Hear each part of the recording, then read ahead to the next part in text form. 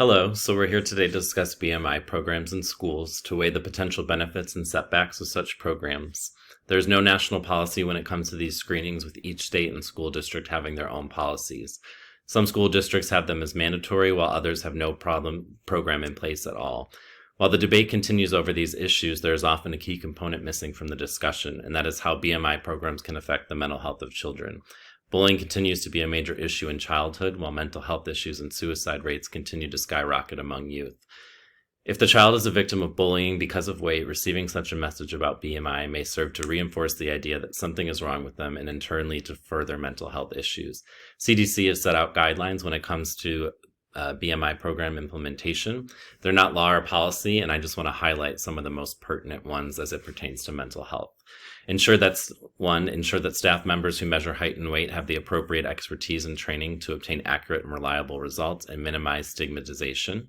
Evaluate the BMI measurement program by assessing the process, intended outcomes, and unintended consequences of the program, such as mental health.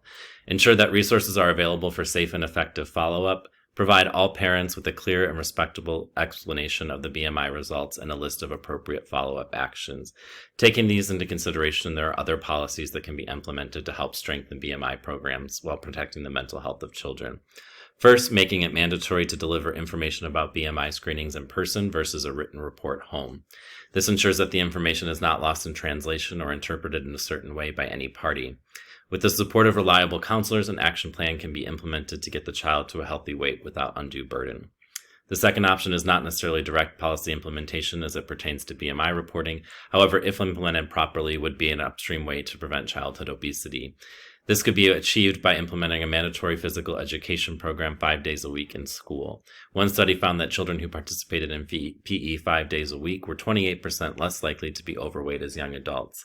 While there may not be enough resources for formal PE class every day, other options can be considered, such as getting children more active in the classroom, or more breaks such as recess that require some form of activity. Finally, cultural competence is an important aspect of any policy being considered in schools given the diversity of the United States.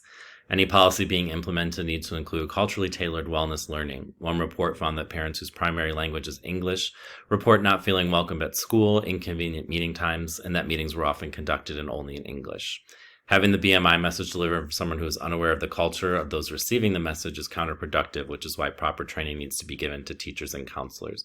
The other alternative is continuing with the status quo, which is not an option because children's lives and wellness are hanging in the balance, getting lost in debates about politics and privacy.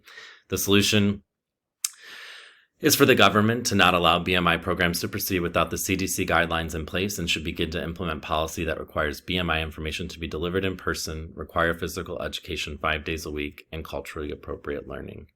Thank you.